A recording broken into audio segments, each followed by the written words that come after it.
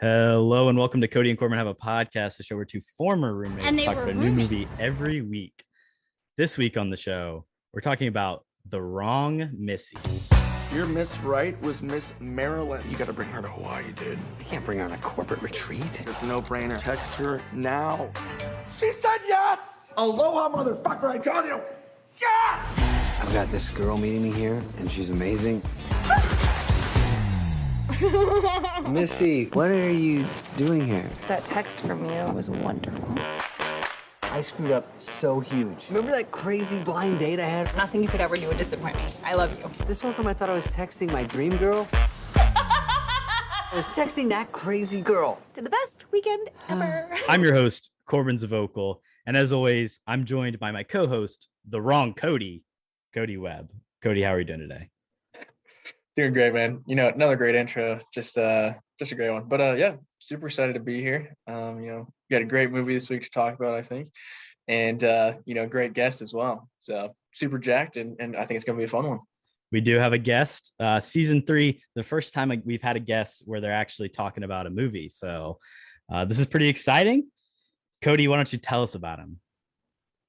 Yeah, I don't have a ton of guests on, but this would be my guest pick, I guess I would say. Actually, I do one of three friends.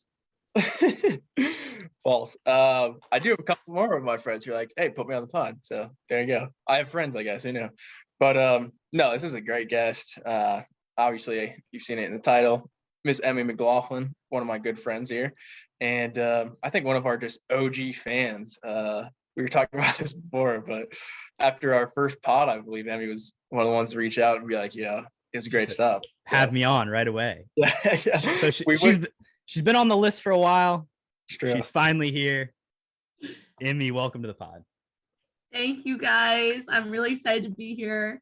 I've been a fan since the first episode. You guys talked about Gone Girl, and I loved it. I've been a fan ever since, so I'm excited. Awesome.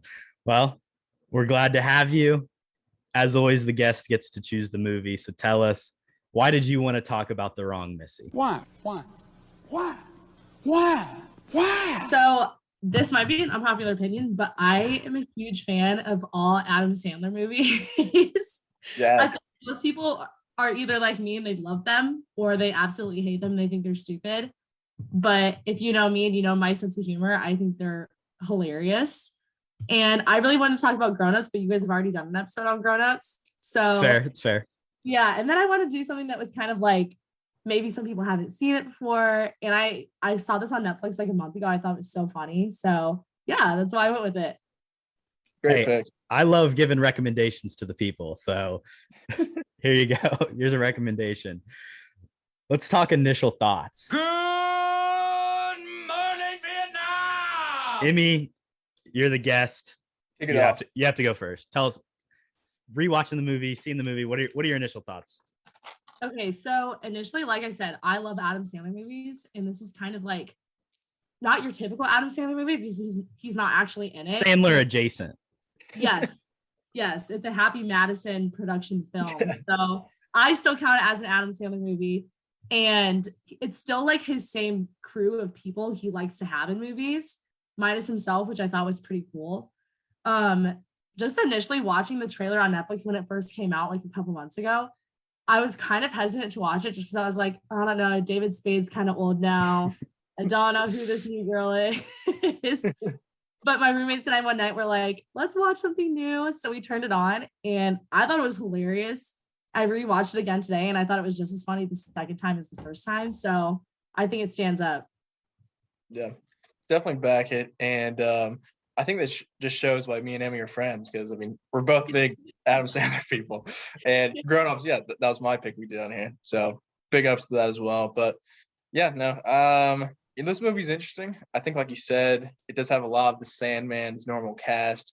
Yeah. Without Adam Sandler, which kind of sucks because Adam Sandler is usually the best part. Also, I don't know most of these people's names. Korbin, what's like the main girl's name? IMDb this. Her name is Lauren Lapkus. I know she's an SNL girl, and I actually think she's pretty funny. The physical comedy from her, I thought, was the strongest point. On the other side of the coin with David Spade, I I don't really know. He's kind of getting old, like Emmy said. He probably peaked around that Joe Dirt era. Interesting stuff from him. I'll talk about him later. But I think in general, this movie's okay. It's not bad by any means, but it's probably not like great like Adam Sandler content. I think the one thing that sort of is weird for me is the setting of it being in Hawaii. And I think they probably just did that because David Spade, he just wanted a vacation, basically, which I respect. But there's probably really no reason to go there other than it's a cool setting to have like a comedy like this. But yeah, overall, I agree with them. I mean, I think, in certain parts, it is pretty good comedy, a little bit romantic as well, that rom-com. But yeah, Korbin, I'll throw it over to you. What are your initial thoughts? I'm not as much of a Sandler person as you are, Cody, by any means. But Emmy said something. She said when she watched this movie that she saw it with like a group of people and friends. And I gotta admit, this is probably a movie that would be a lot more fun in a group setting or with your friends, or you have a couple drinks or whatever, and then you just watch and make fun of this a little bit. I was not doing that. I was alone in my bed watching this on like 4 a.m. And I do have a lot to say in some other categories. We'll probably get there. I agree with most of the assessments you made. David Spade getting up there in age, especially comparatively to the love interests you have. Yeah. You called it a rom-com. I guess so. I think it's a little derivative and sad in comparison to what rom-coms used to be. But I will say, this is kind of the space for rom-coms in modern movie making, like being on Netflix. That in terms of just like the money that they make at the box office, it just doesn't make a lot of sense for these to be like theatrically distributed movies. So for David Spade to get, $10 million or whatever, and then they go make this movie in Hawaii, that's like a rom-com. And this is where they exist. I think it's sad because they're not as good as rom-coms used to be, but also I think that's because good actors don't want to be in these movies anymore because they don't make money and they don't, get out there. So saying David Spade's not a good actor, dude. That's my initial thoughts just in general. So no, that's fair. And I think like Adam Sandler, he has like a deal with Netflix for like 20 something movies over 10 years, which is crazy. So they're just pumping these out at this point, that specific like production studio or whatever. But yeah, I think I haven't seen all of those, if I'm being honest. I think there's one like murder mystery with Jennifer Aniston, and that one's not bad actually. The Hubie Halloween, I saw that one. That one was not too bad either, I thought. But yeah, I think for being another one of those, I thought it was decent. But yeah, absolutely. Let's move on to roll credits. Roll credits. Cody, why don't you take us away? Okay. Yeah, for roll credits, I don't have too much. Basically, I mean, for this category in general, I just like talking about when they actually say the title of the movie in the movie. And they do that a few times. I believe, obviously, when, he's talking about, oh, I brought the wrong Missy or whatever. But also in general, I thought it was kind of weird. Well, it's a play on words, obviously, the wrong Missy, but her name's Melissa. And I was like, how many people do I actually know whose name is Melissa? And I came up with like 1.5, because my cousin, that's her name, but nobody calls her that. Like she goes by a nickname. So I feel like it's kind of weird that there's 2 Melissas. Wait, how is that 1.5? Because it's her name, but nobody calls her that. Do you know another Melissa? Yeah. No, okay. I thought you were saying that was the only Melissa. I was like, wouldn't that just be half a Melissa? No. Okay. I know one Melissa. There you go. I think I know 2. Well, no, fair. Maybe it's like an old person name. I don't know. But yeah, that's pretty much all I had for real credits, to be honest. Not too much. I'll throw it over to Emmy. Do you have anything for this category? I always love in movies when they like say the title of the movie. So yeah, I did notice that a few times too. I loved the beginning scene of the movie. I know this is a later like part of the podcast, but that was actually like probably one of my favorite scenes in the whole movie. And I like that in the end scene is like the same as the beginning scene. I think it was just a nice way to tie it up. And it was just as funny in the beginning as it was in the end. So like the same scene. So yeah, I just thought it like fit perfectly together. Yeah, that's kind of what I was going to talk about too. Just the intro, you get the basically 6.5 minutes of the film where it's that opening scene, and then you get the title sequence where it comes up, the Wrong Missy, and then you jump forward 3 months. So you kind of have a little bit of a prologue to start the movie, and then it ends in the same way. So definitely something cool. All right, now time for one we might spend a little bit of time on here, Kody. So we can kind of jump back and forth. But why don't you get us started? Stupidest part. You stupid. You want me to kick it off? Oh man. Okay. This movie go around the room. Yeah, it is just like inherently stupid, which it leans into as well. So I think it's, for that sense, it's just dumb overall. But I do have a lot of specifics I do want to talk about. First off the bat, I'm just going like chronologically here. So on their first date, she's obviously a little bit out there. You could tell off the bat. But the one thing that I thought was a little gross and pretty stupid is, I don't even know if this is accidental, but somehow her hair gets into the wine, which, in itself is kind of gross. And then she just starts sucking out her hair to get all the wine out. That's just disgusting to me. I don't know if you guys agree, but that was the only part of the movie where I was like, that's kind of unnecessary. Like that, they probably could have cut that. And, I wouldn't have been too mad. But I'll start us off with a bang there. Little wine hair. But yeah, not a fan. I'll take it next, because speaking of hair, what is David Spade's hair in this movie? Oh my God. Okay, but they do poke fun at it, which was funny. Yeah, that's the weird thing, because it's like they make this deliberate choice to give him this hair, and they make reference in jokes to it because they know it looks terrible. I guess he just plays kind of a loser in this movie a little bit. He gets the girls. He does get the girls. I think they have. That brings me to my first stupid thing, is that David Spade has not one but two Melissa's fighting over him. One of which is extremely hot, like Miss Maryland, I think it was. And the Wrong Missy, she's pretty too. I mean, she's definitely more like David Spade's Speed, but like more realistic for the movie, I guess. But it does kind of like, it's definitely reminiscent of all Adam Sandler movies, where it's kind of like the average mid-tier guy gets like the A-list celebrity. And it's not even like he's like trying hard or like showing any type of like personality. They just are like instantly like pining after. Like, why are these girls just like simping after David Spade so damn hard? And I think that's something that just made it stupid to me, because I feel like in a typical Adam Sandler movie, Adam Sandler will like be super funny, and that's why the hot girls like him. Yeah. David Spade literally just ran into her at the airport and was like, "Oh, I don't drink alcohol either." That's true. To bounce off that, the weird thing about the relationship though is the age difference, I think, and I did want to bring that up. David Spade, I believe, is somewhere around the 50s. 57. And, is he 57? Oh wow. Yeah. He's getting up there, man. And what's her face? SNL girl. I mean, Corbino, you got it. I'm check this as well. 36. Yeah. Oh man.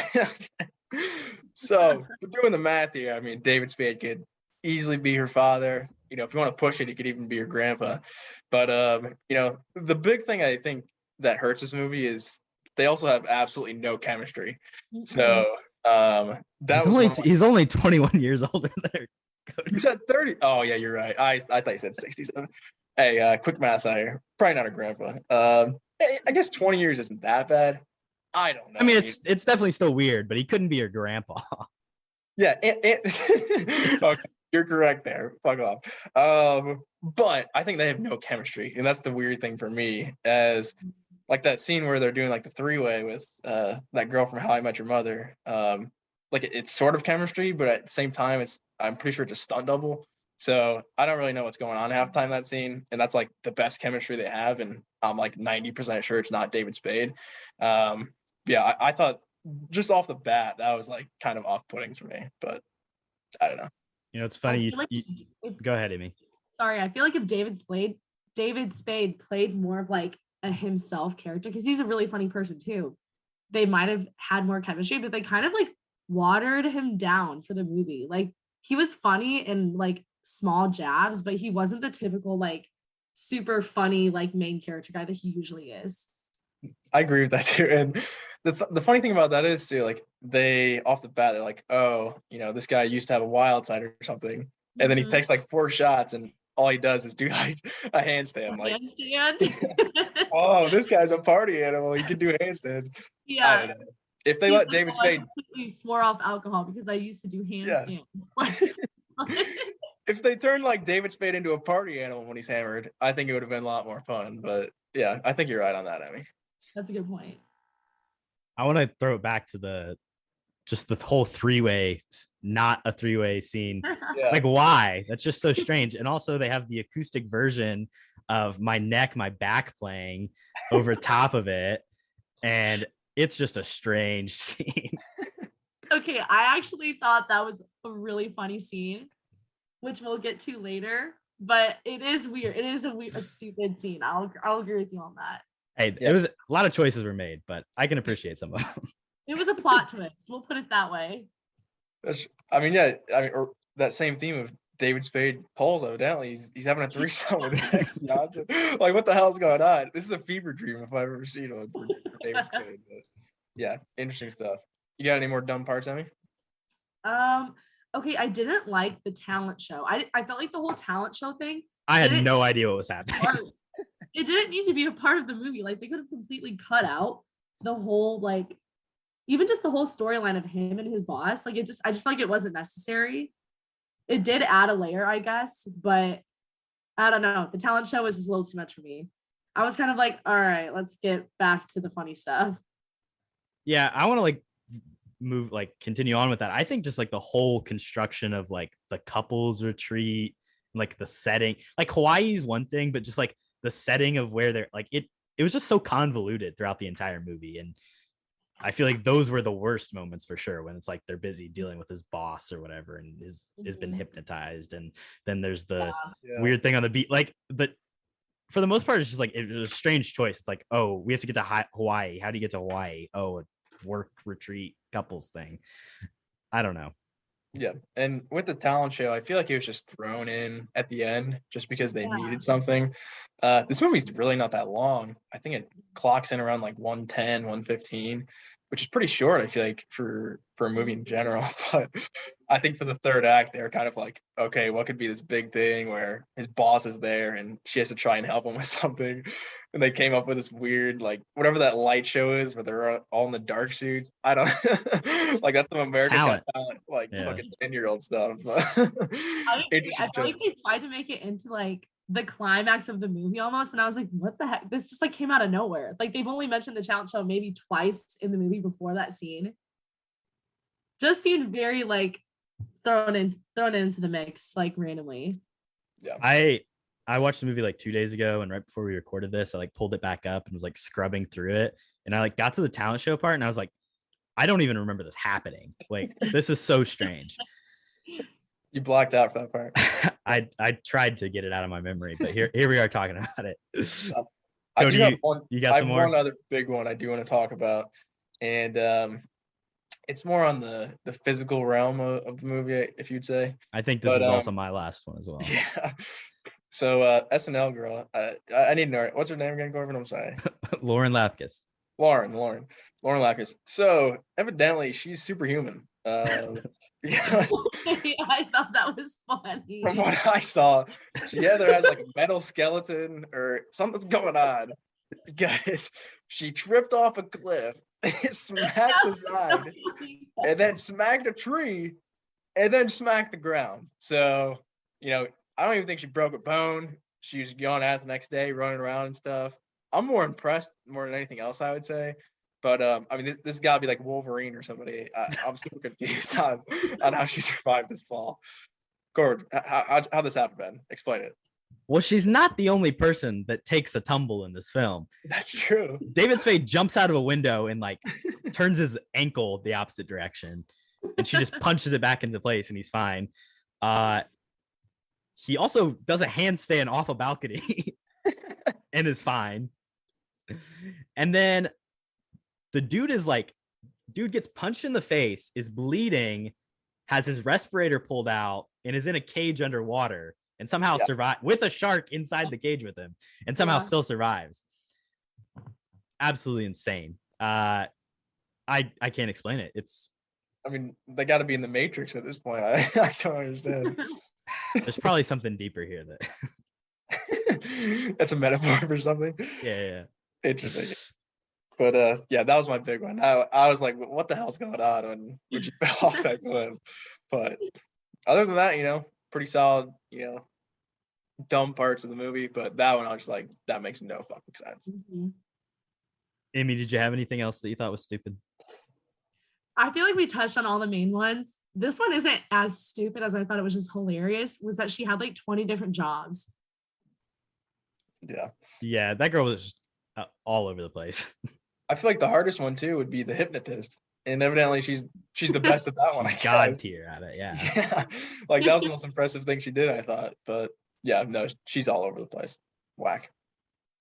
Yeah. The last thing I had to say, some weird James Patterson novel product placement in this. They're just both huge James Patterson fans. It's just a strange choice in book, I think. Yeah, I didn't even notice that. What book was it? I don't know. It's just some James Patterson. Maybe there was another metaphor there that I missed if I had read the title. They're both big fans, so gotta look it up. Let's move on to the positive side of things with favorite scene. She is very gorgeous to me. I'll get us started. I think the little meet cute with the real Melissa, where they do the old switcheroo, the bags at the airport. Obviously it's tropey and stupid, but I think it's probably, to me, because it's not the overdone body humor, physical humor mixed with it's probably the least Adam Sandler-y part of the movie, and but it's funny because it's playing off a different type of humor, and kind of just being retrospective on the romantic comedy genre as a whole. So I just enjoy that. I think it's fun. It's cute. Sure, they don't probably have a lot in common, and why is this Miss Maryland in love with David Spade? But it's just a fun scene. So to me, it's the least heinous. Nice. Emmy, go for it. Okay. I've already touched on it a little bit, but my two favorite scenes were the opening scene, first of all, which I feel like usually with a movie, the opening scene is kind of just you don't even think about it once it's over. You're like, oh, okay. I thought the opening scene was hilarious. When she made him go up to a different couple and pretending like it was her. I just thought that was so funny. I thought it was some shit that I would do. So that made me laugh. And then I also really liked the threesome scene because I just thought it was so funny that it was kind of adding the romance into the movie, getting to that part, but also mixed with a lot of humor, slapstick humor, where they're punching the girl off the bed and she just keeps getting kicked and thrown to the floor. I don't know why that literally made me laugh so hard. So those were definitely my two favorites. Nice. Good picks. My favorites are very specific moments that I thought were just funny. So the first one off the bat, well, this one's not really a moment, it's kind of scene, but we haven't talked about it yet, which is good. But it's on the plane trip over, and Missy, she's a handsy fella, I'll tell you that. But on the plane ride over, they're performing some activities. I think just the one moment that actually is funny is when there's some turbulence on the plane, and David Spade, he starts making some grunts and stuff, and it all comes out. I thought that was funny. My other scene, which I really liked, and I'm going to talk about more later, involves Rob Schneider, who I don't think we've talked about him yet. He's awesome in this movie. Not really, but his one scene that I really like is when he just straight up just punches a shark. I mean, I feel like you can't get much better than that. The shark, I think, did he get his boss? No, his boss was alive.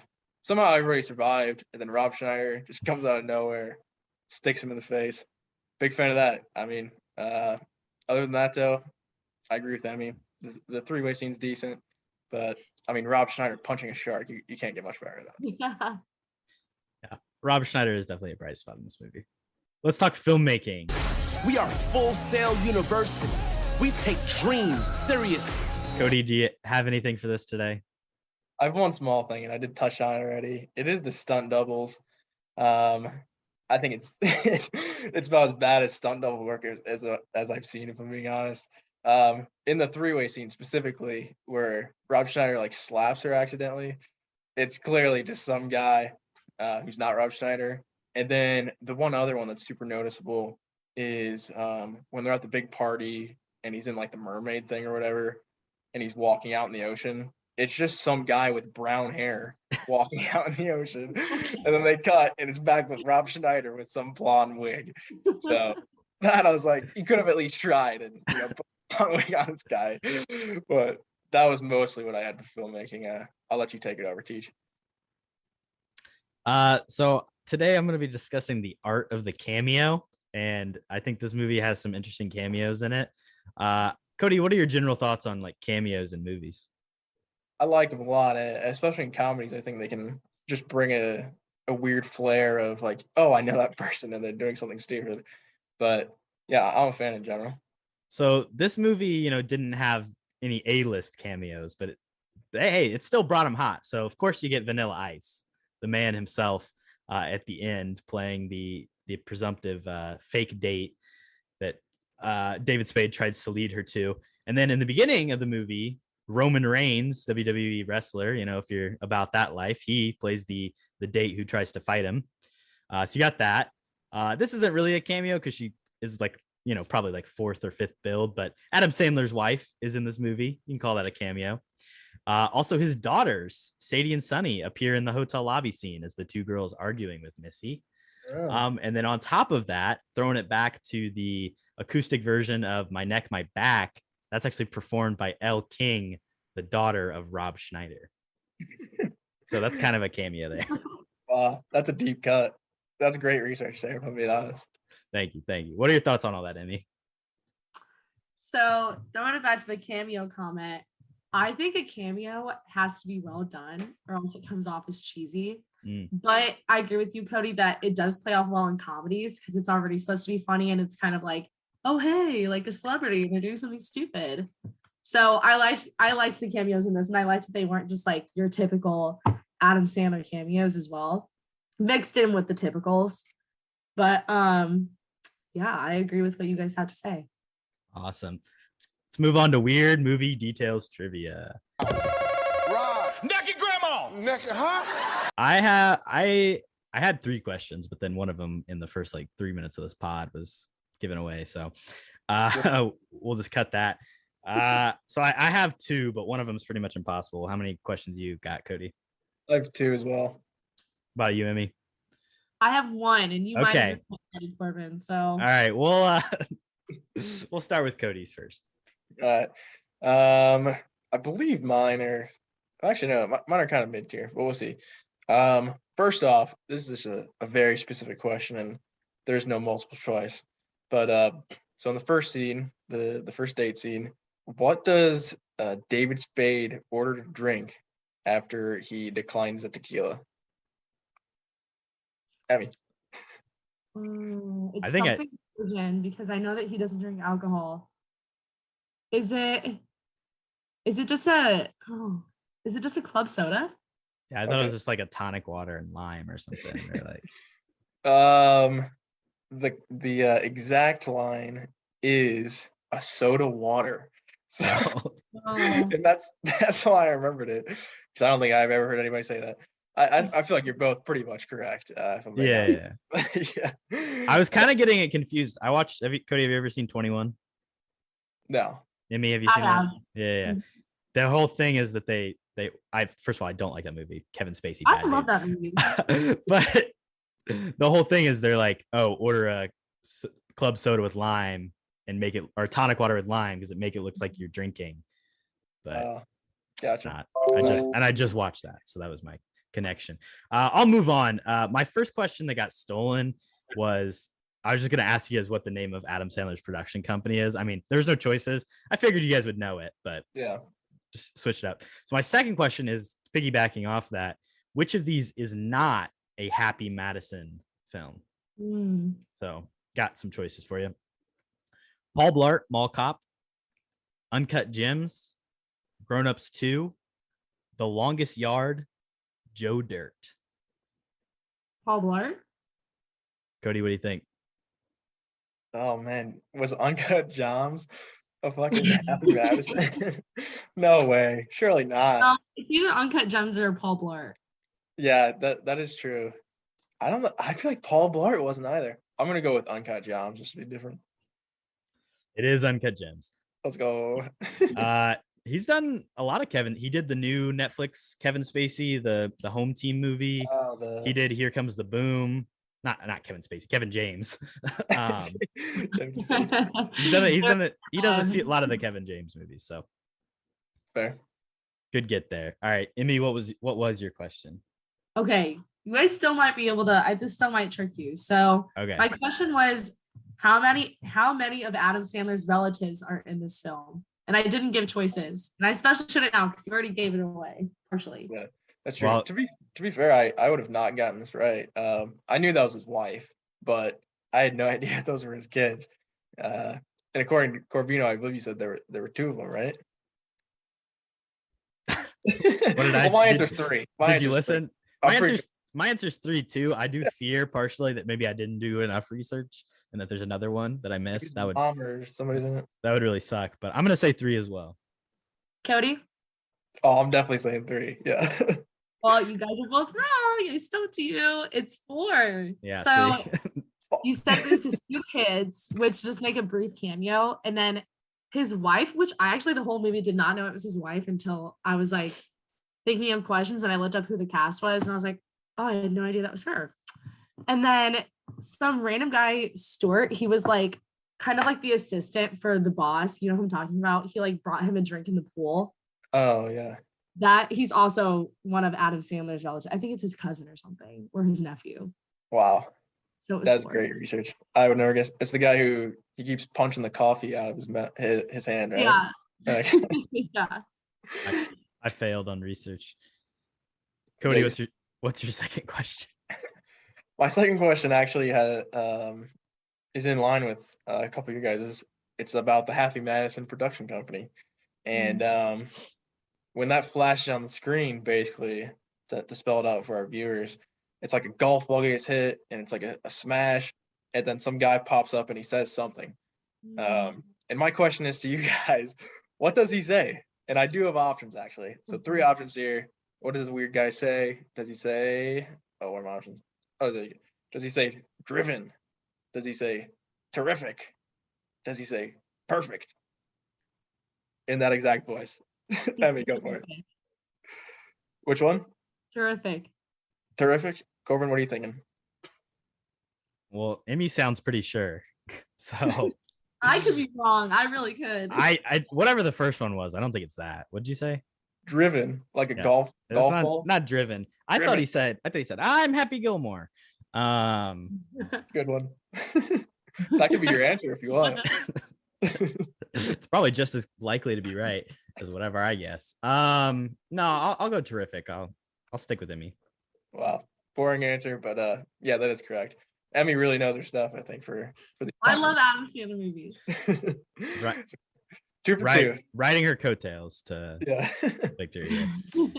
My question, this one's almost impossible, but what is the final line of the movie? And I know you guys won't get it, but I just think it's a fun little piece of trivia. So. Oh.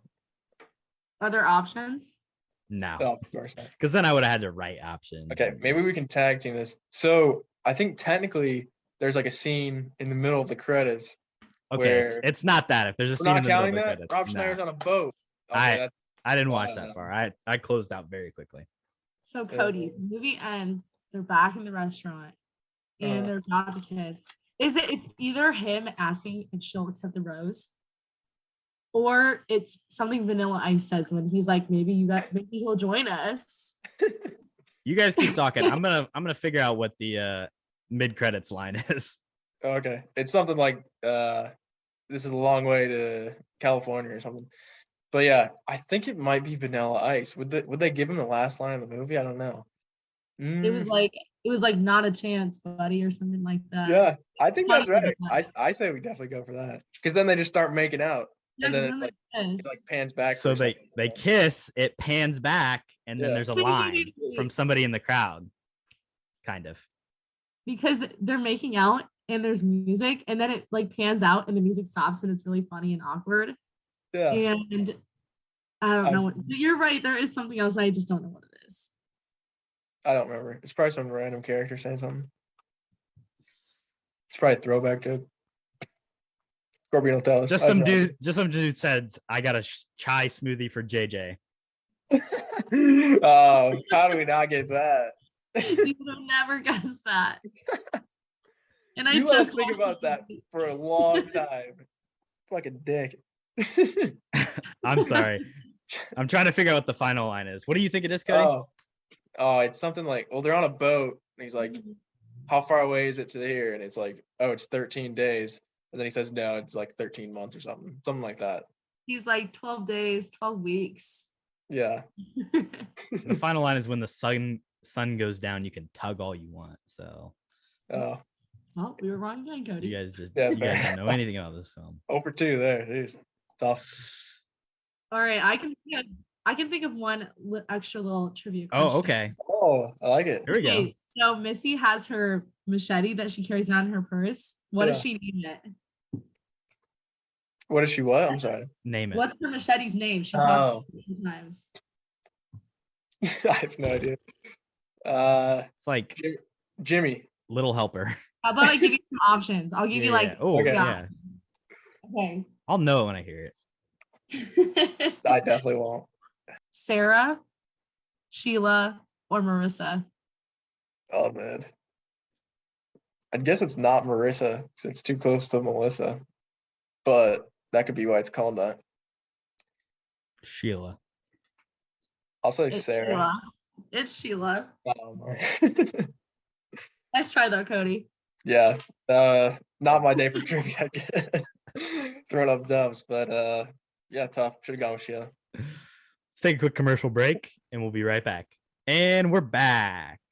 Who can act? Wow. Cody, take it away. Who can act? Yeah. Bit of a sparse category, I'd say here. Not the best acting I just threw out.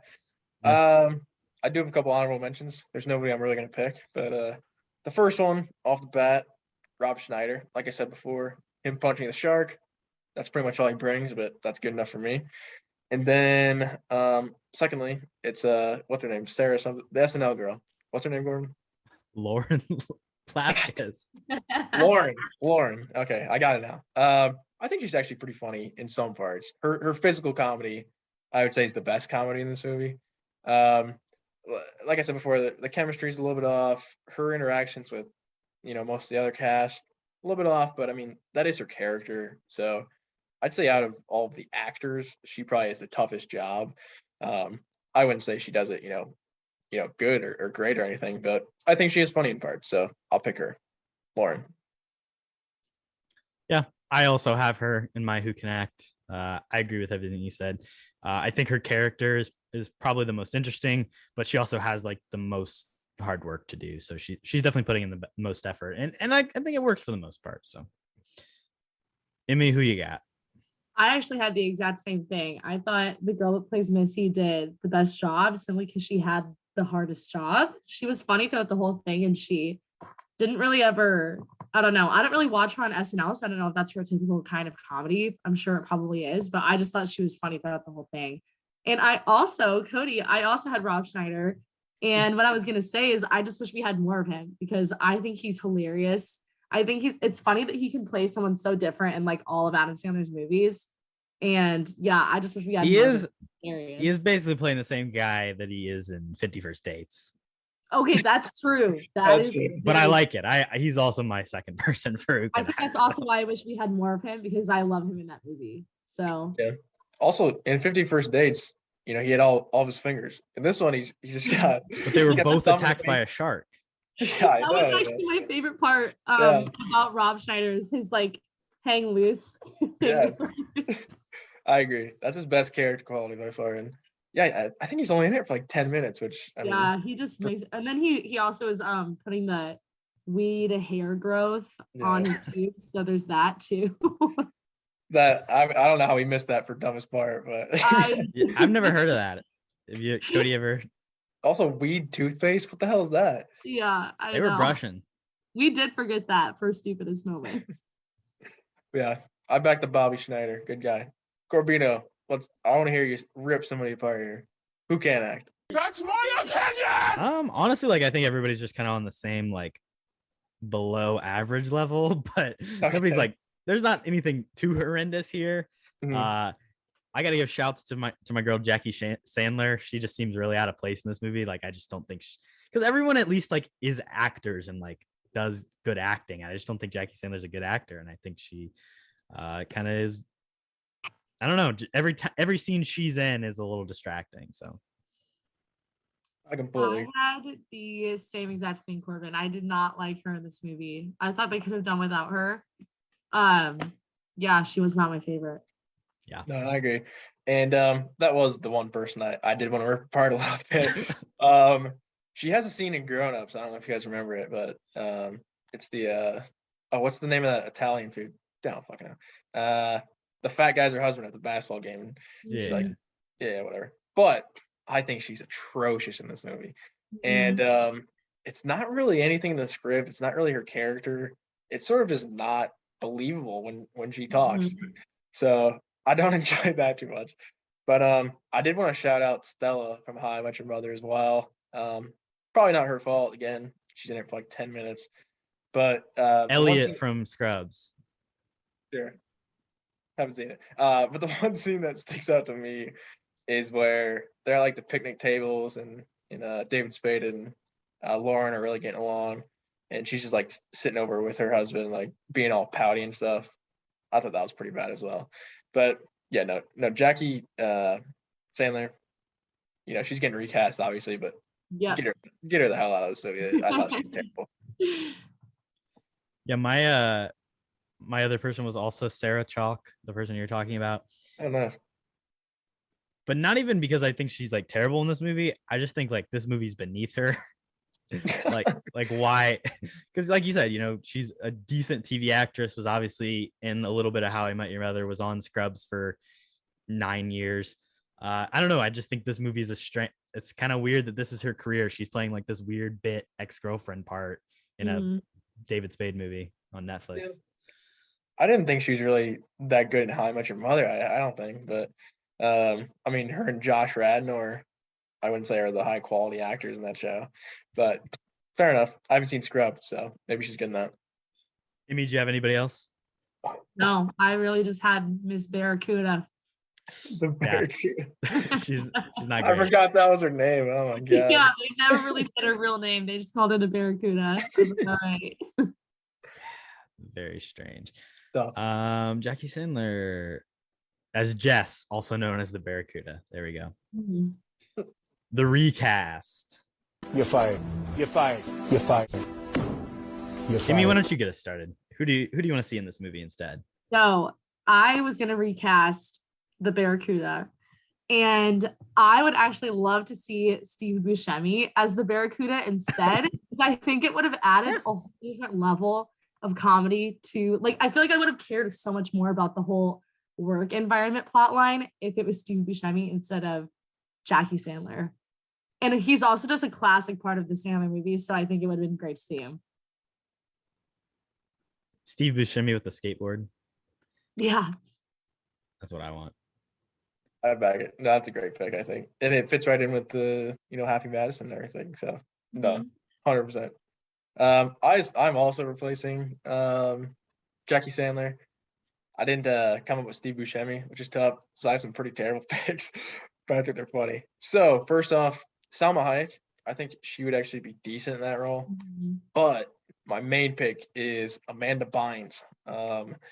And I want like peak Amanda Bynes. I don't know what she's doing today, obviously. Probably not much. But give me the OG Amanda Bynes. What's that soccer movie called? Dude, my brain is fried. Yeah, she's the man. Give me that Amanda Bynes in this role. So I want a younger side. I think as the Barracuda, I think she could really, come off as more of that menacing, give us more of an antagonist, I think, in this movie, which would be fun. But yeah, a little throwback and just make the cast a little bit younger as well.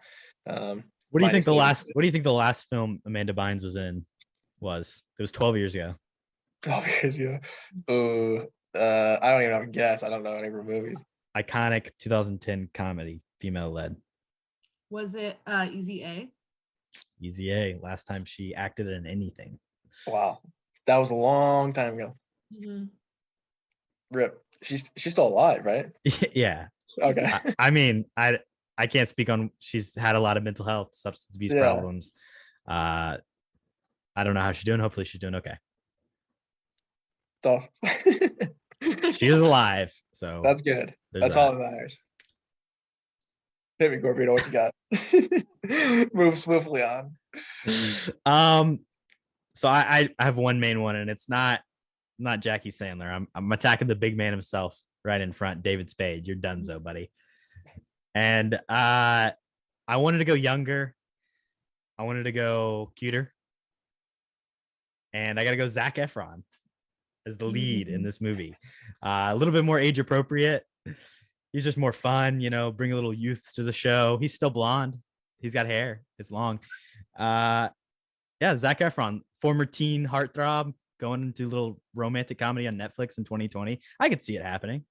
Not super buff Zac Efron, maybe, lose a little bit of the over the top muscle, but I think it could work. What do you think, guys?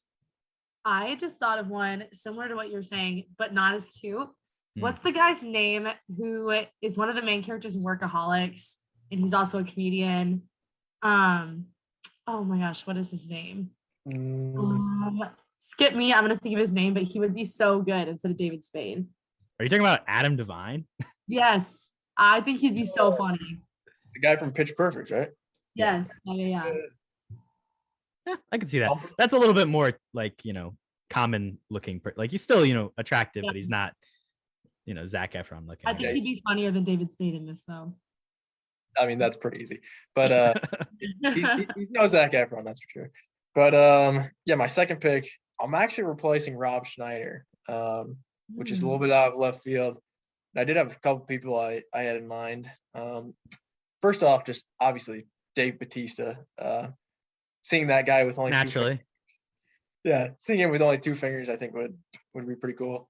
But my main pick is actually the Sandman himself, Adam Sandler. Where's Adam Sandler in this movie? That's my main question. I think Rob Schneider maybe has some of the best jokes, so we might as well give them to the main man himself. But I at least want a cameo from Sandler in this movie, and if he's gonna have like a more extended role, you might as well just throw him into that. Like that's decent. So yeah, bring me the Sandman. Where's he at? Probably working on something better. Or maybe he was recording lines for Hotel Transylvania 4. I don't know. It's really hard to say. That was the only person I had to recast. Emmy, I guess you already said a second one, so why don't we move on to our ratings? You're gonna look at me and you're gonna tell me that I'm wrong? Am I wrong? We'll start with Emmy, because we want to start on a positive note and maybe well, I gave this like a 40. That's respectable. It's definitely not my favorite movie. Like I obviously have movies that I enjoy better than this one, but I thought it would be a fun one to talk about. It was an easy watch, which is like honestly what I enjoy about it the most. It was quick, like Cody said. I think it's like an hour 15 or something. And it like keeps you invested pretty much the whole time. I don't think there were any points in the movie where I was bored. I got a few good laughs, and it was really fun to watch with friends. So it was a good movie. Not my favorite, but I didn't think it was bad. All right, Cody, what are you thinking? I feel like comedies, I think we've talked about this in the past, but I feel like they're one of the harder ones to rank. Out of 69, I'm going to go with a 34. I think that's fair. It's not on the low end. It's not like Chicken Little territory here by any means. I think this is a mid-tier Happy Madison production. I wouldn't say it's, anywhere near the worst, anywhere near the best, somewhere in the middle. Like I was saying before, some of the physical comedy I'm a sucker for. That's probably just me and Emmy though. But overall, I think, like she said, tight script sort of, interesting plot at times. And 34. Oh, I'm going to be giving this movie a KHAP low, the lowest score of all time on KHAP. A 9 out of 10, or a 9 out of 69. Come on now, Corbin. Listen, Cody gave Chicken Little a 10. I think the amount he despises that movie is, I despise this movie more. I think it's fun to talk about for sure, but I will never watch this film again. And I will probably forget about it shortly thereafter. In comparison to other Netflix films, definitely does not stand up. I ended up giving this like 1 star on Letterboxd. In comparison, definitely near the bottom of the list. Definitely the worst thing I think that I personally have seen on the podcast.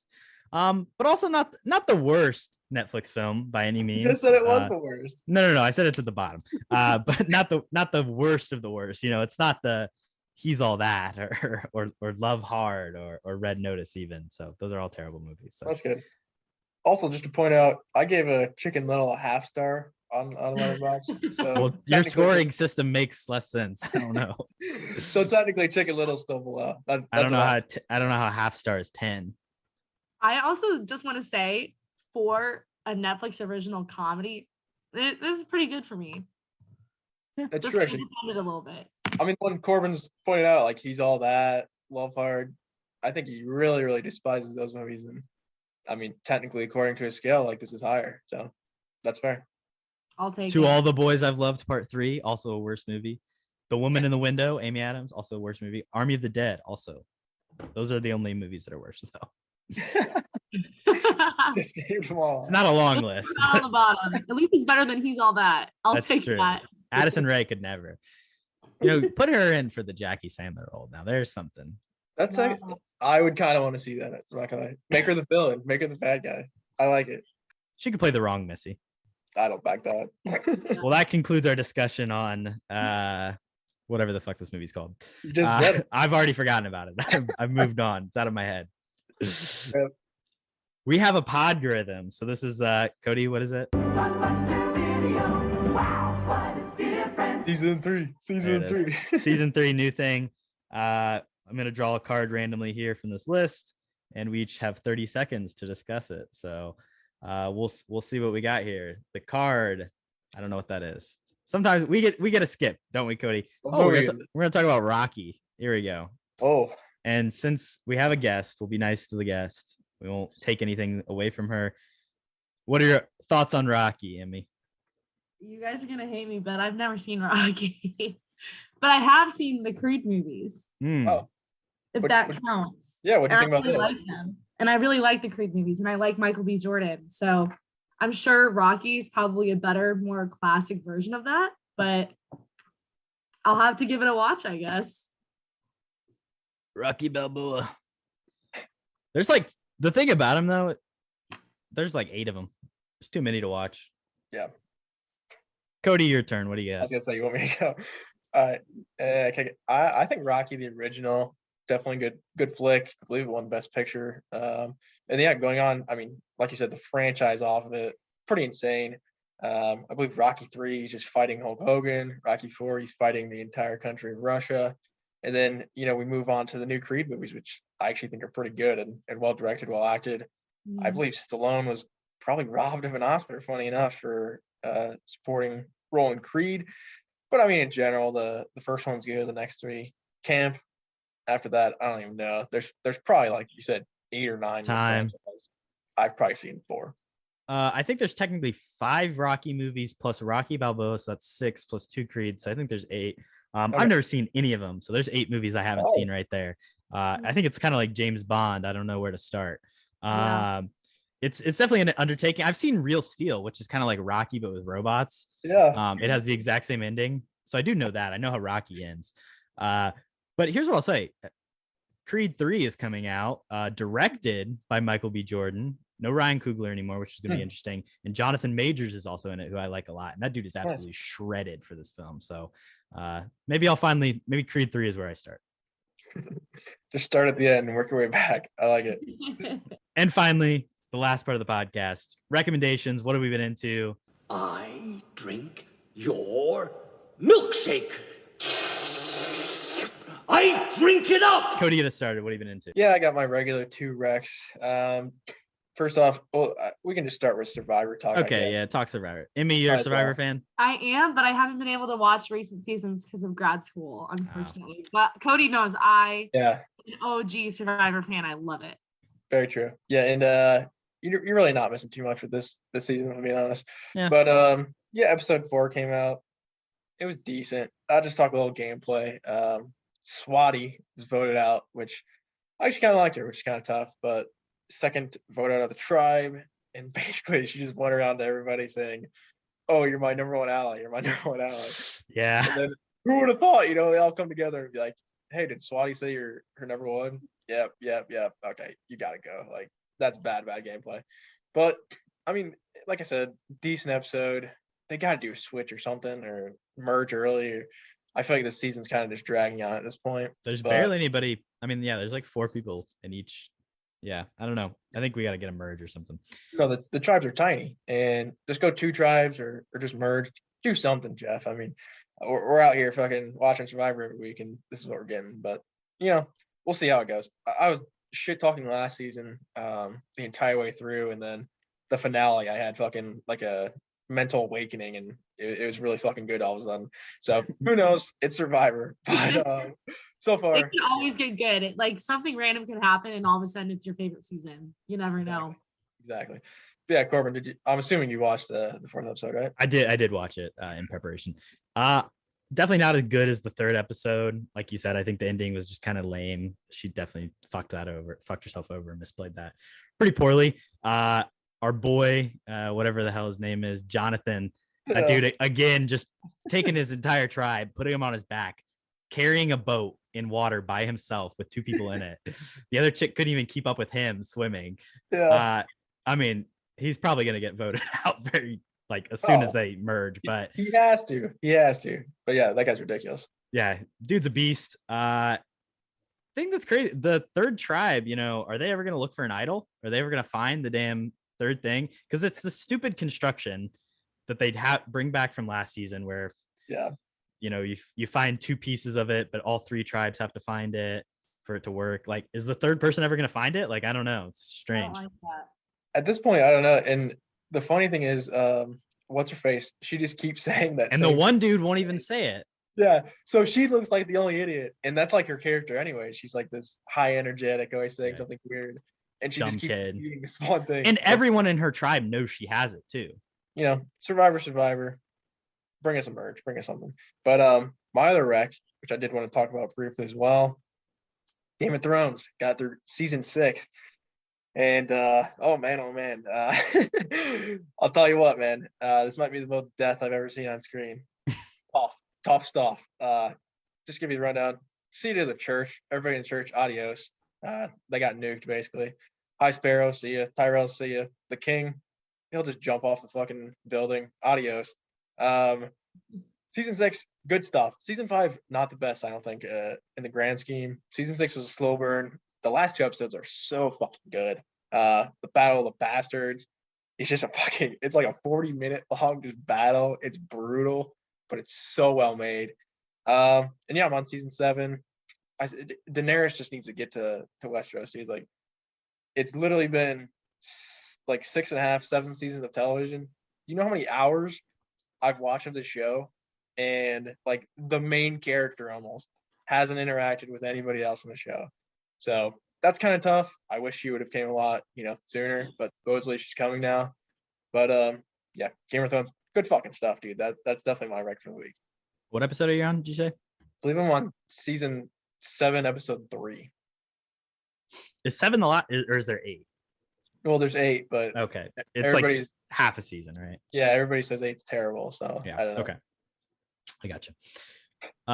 Emmy, what have you been into? You got anything to recommend to the people? So I've got 2 TV shows and a movie. I just finished watching the 2nd season of Bridgerton, which is kind of basic of me, but it was so good. Me and my roommates watched it in 2 days. Like, I thought it was really good. But better or worse than the 1st season? Better in certain ways, worse in certain ways. Tell us about it. Talk to us. This is a podcast. What's going on? So the 1st season, I think its biggest flaw was that after the main characters got married, it kind of like dropped off for an episode or 2, where this one did a way better job of like keeping the tension all the way up until the very last episode. But the only drawback of that is that at times you were kind of like, oh my God, gets to the point. Like, when are they going to get together? But it made the last episode that much better. So I'll say that. It's like Cody waiting for Daenerys to finally fucking show up. Yeah. Like, is it ever gonna happen? Yes, exactly. My second recommendation is I've been watching Ted Lasso as well. Oh yeah, love this. It's so good. Like the first episode I watched, I was like, okay, like I don't really get what the hype is about. And then as you keep watching, you're just like, it has so many layers. Like I've never seen a show with so many layers to it. Like I can't even really like put it into a certain category, I guess, which is what I like about it. And then do you guys have any thoughts on Ted Lasso? I don't think Cody's seen it, but the writing, I mean, I've talked about it on the show before. The writing is incredible. It's so smart, so funny. Like you said, it's more than just a comedy. There's some really great like romance and drama and like adult type themes and dealing with grief and loss and breakups and stuff. It's just really incredible, and it's performance of a lifetime from Jason Sudeikis, and it makes you like soccer, and I hate soccer, so I totally agree. I've never been a soccer person, but after watching it, I'm like, maybe I should get into it. Exactly. And then it's probably because they show none of the game on actually they just show the drama. So okay, and then my third recommendation is a movie which you guys might have seen ads for. It's a Hulu original movie. It just came out, I want to say last month, and it's kind of like a psycho thriller horror movie. It's called Fresh. Have you guys seen anything about it? I watched this. This is going to be something I'm talking about. Sebastian Stan, right? Yeah. Yes, it stars Sebastian Stan, which is super hot. And I just love the movie because I wasn't going to watch it because I don't like scary movies, but my sister forced me to watch it with her. And I'm glad that she did because I don't even know if I would put it in. It's not really scary. Yeah. Movie. It's more of a psycho thriller is what I would call it. And there's honestly like little glimpse of comedy in there too, which I really liked. There's some gory scenes, but the cinematography was what I liked the most about it. I just thought it was a really cool movie. Kind of like 1970s psycho thriller, like serial killer movie, but in modern day, which was cool to me. That's cool. The one thing I've seen from that movie, I've just seen it on TikTok, is like that one dance scene, which is, I don't know, like in the context of the movie, if it's good, but I really like that. I don't know why. It's fucking dope, but yeah. That's also just cool. It's a cool movie because you kind of like, they don't reveal too much about what the characters are thinking. Like there's just so many different parts of the movie where you're like, oh my gosh, what's going to happen? Like you don't know what's going to happen, which I really like in a movie. Yeah. Yeah, I think it's extremely well acted. There's a lot of moments, like you said, where they kind of just leave you to like be in the moment with the characters and just like hang on them. And there may not even be a ton of dialogue, but there's just like a ton of emotion. I don't want to say too much about it. I mean, obviously, I think a lot of people have the general idea, but I think the less you know, the better when going in. So I would definitely say check it out. It was a lot of fun, and yeah. Both really solid. I also watched 21, like I mentioned earlier, and I was just not a fan of that movie. I think it's just really poorly written and poorly constructed. Also watched another Hulu movie called No Exit, which is again kind of in that thriller horror genre. It's about basically a girl who ends up stranded at a rest stop, and then she finds that somebody that she's with at the rest stop has kidnapped a child in their car, and then hijinks ensue. It's also got the Allstate guy in it, like the black guy. You're in good hands, Allstate. He's one of the actors in the film, which is just really funny. So yeah, it's also just like a short, same thing with like Fresh, just like a pretty short movie thriller. Watch it when you have fun. I would recommend both those. Also, Argo, Best Picture winner. Yeah, I saw it was on Netflix. I haven't seen it. I do want to check that out. Back on Netflix. I think I saw it like back when it came out and haven't seen it since. It's about movies and political espionage in the 70s. I mean, that two things that I love. It's like a CIA movie about like filmmaking at the same time in a Middle Eastern country. So, and honestly, like looking back, it addresses things in a way that I was kind of surprised that like a 2012 Ben Affleck movie about our interventions in the Middle East would handle some of those things. I think it does a pretty good job of being honest about like the fact that a lot of this was the United States' fault. And then the last one, Hell or High Water. I know you're a pretty big fan of that movie, Cody. Decent heist film, bit of a Western.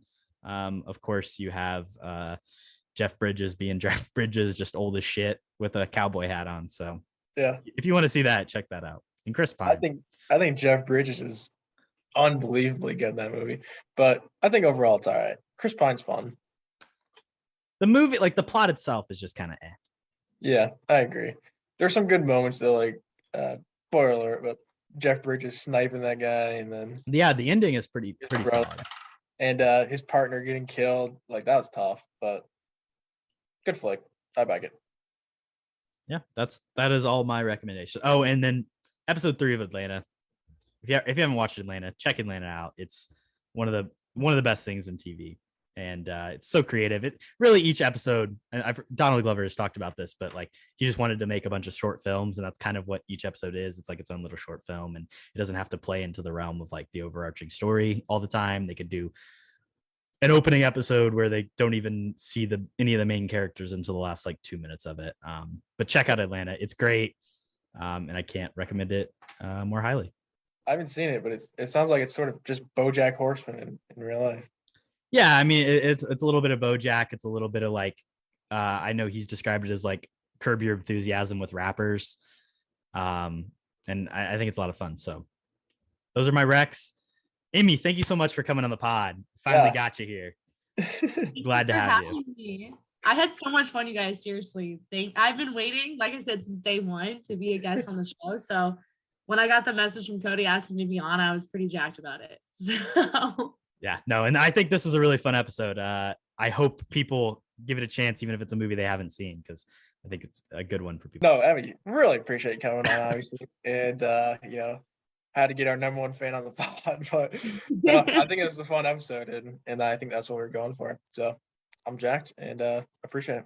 Yeah, I think we'll just keep having people on the podcast and tell them that they're our number one fan, but we'll just keep telling it to different people. It can only be me. So I'm pretty sure we said the same thing to Aiden. Okay, that might be true. If there's a bigger fan than me, it probably is Aiden. Yeah, that's Aiden. fair. Hey, Aiden's been lacking in the fandom, so yeah. Well, Aiden got Kody his new microphone, so you're on. That is true. He that did is buy a big plus. He did buy the mic. I guess that for life, that probably secures. that solidifies him. Okay, if you listen this far, thank you for listening. Emmy, again, thanks for coming on. We'll catch you guys in the next one. Stay capping. Stay capping. Peace. What you just said is one of the most insanely idiotic things I have ever heard.